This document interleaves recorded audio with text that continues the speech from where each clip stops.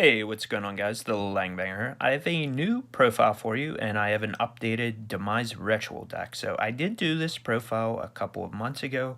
There have been new incantations that have released since then, and additionally, just brainstorming some more, I think that this is definitely an improved build.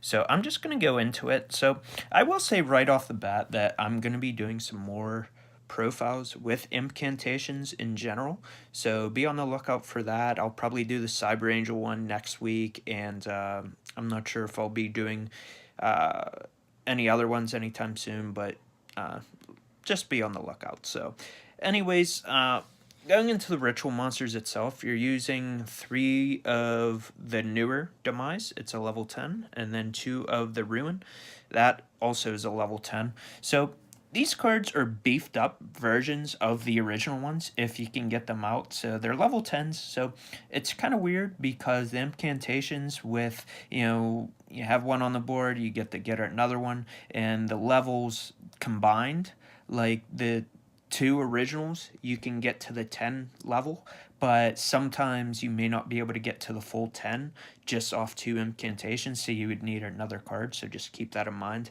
So that's why, like with Cyber Angels, it's actually easier to have the requirements to actually do the ritual summon. So, and then you have 3 of the original Demise. So that's all the ritual monsters.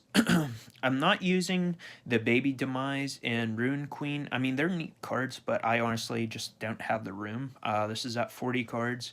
I definitely want this to be as consistent as possible.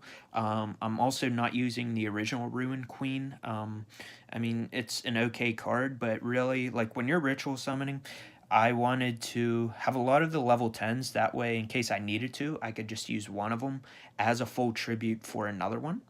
So, like I said, I mean, this deck is all about matching up the levels that you need and all that. So I feel like this version that I've built, it's definitely does that better.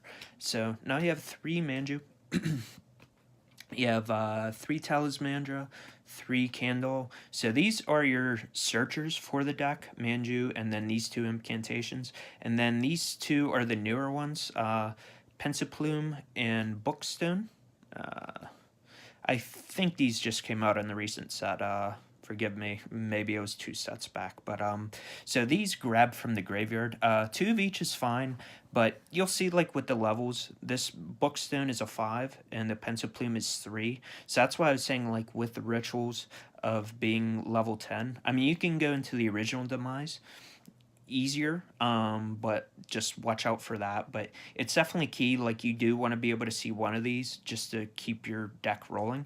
But the reason I'm not doing 3 Bookstone and 3 Pensiplume is, you need to already have the deck going for these effects to go off because you need to grab from the graveyard. So you guys can definitely up that count if you would like. You can also go higher than 40 cards if you want. I just want to be as consistent as possible.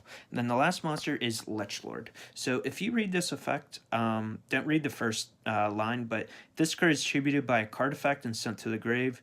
You return it to your hand. So that's crazy stuff because that's a level 6, and then you can just continue to use that over and over for tribute fodder for your rituals. So that's all the monsters. Onto the spells. You have 3 pre-preparation right, and sorry for the glare.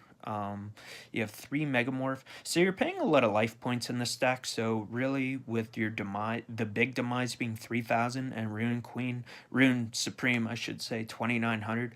I mean, Megamorph can make those cards massive. And as I said, you're paying life, so you should probably always be lower in life until like you're gonna try and game shot them. So I think that that's a must-have in this deck. Then you have 3 End of the World. You have 3 Cycle of the World. You have 1 extra Foolish Burial. So, just real quick on this, I was using Gale Dogra, I think, in my original build. I can't fully remember. But, that can get hit with Veiler, Impermanence, yada yada. But with this, right off the bat, Spell Form allows you to send Herald of the Arc to the grave. You only get one search versus one off Gale Dogra, but if you do Gale Dogra twice, then you won't be able to pay for Demise unless you have the full tribute using ritual monsters for the ritual summon for it. So that's just something to keep in mind. I think that's a really good card.